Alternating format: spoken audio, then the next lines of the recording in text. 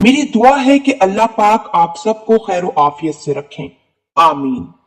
नाजरीन, आज मैं एक ऐसा सवाल लेकर आई हूं जो हमारे अक्सर भाई बार बार पूछते हैं कि हमारा मुबाशरत का जो टाइम है, यानी जो हमबिस्तरी का दौरानिया है, वो बहुत कम है और उसके लिए ऐसा हम क्या करें कि हमारा सेक्स टाइम बढ़ जाए, यानी मुबाशरत का वो टाइम जो बीवी के साथ होते हैं उस वक्त को भरपूर तरीके से इंजॉय कर सके।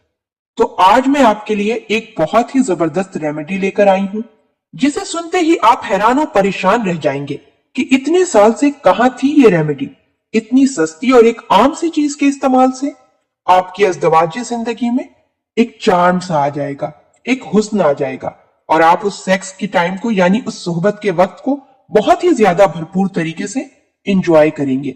ना सिर्फ आप खुद लज्जत महसूस करेंगे बल्कि आपकी लाइफ पार्टनर को भी तस्कीन, लुत्फ और सरूर हासिल होगा। सबसे पहले करना यह है कि जिस दिन आपका अपनी बीवी के साथ सोहबत यानी हमबिस्तरी का इरादा हो, उस दिन आपने रात को खाना थोड़ा हल्का फुल्का लेना है और जरा जल्दी खा लेना है।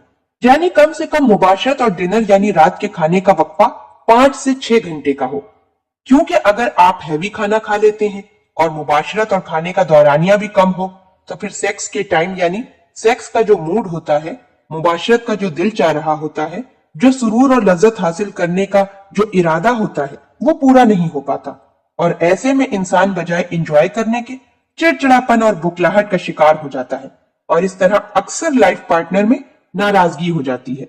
तो मर्दों का जो अहम मसला है वो ये है कि टाइमिंग कम है, दखोल करते ही डिस्चार्ज हो जाते हैं 1 या 2 मिनट में।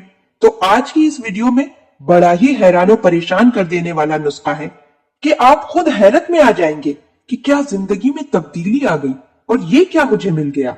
तो ये नुस्खा है क्या? ये एक बहुत ही सस्ती सी चीज है जो आम पंसार के दुकान पर बाआसानी मिल जाती है और ये तकरीबन ममालिक में बाआसानी दस्तयाब होती है। आपने लेना है सिंधी खशखाश। क्या लेना है? सिंधी खशखाश, चाहे वो दानों की शक्ल में हो या फिर पाउडर फॉर्म में हो। अब आपको उसे कैसे इस्तेमाल करना है, किस टाइम इस्तेमाल करना है, कितनी मिकदार में इस्तेमाल करना है, अपनी तरफ से कोई कमी बेशी नहीं करनी, वरना जो रिजल्ट आप चाहते हैं उस रिजल्ट के बजाय उल्टे नताइज हासिल होंगे। अब करना यह है कि जिस रात आपका अपनी बीवी के साथ मुबाशरत का इरादा हो, उस रात खाना मामूल से थोड़ा पहले खा लें, उसके बाद हल्की फुल्की वॉक करें ताकि आपका स्टमक नॉर्मल रहे, क्योंकि अगर स्टमक में प्रॉब्लम हो तो उससे भी टाइमिंग कम हो जाते हैं। अब सिंधी खशखाश ले लें और हम बिस्तरी से तकरीबन 3 घंटा पहले 1 चाय का चम्मच फाँक लें।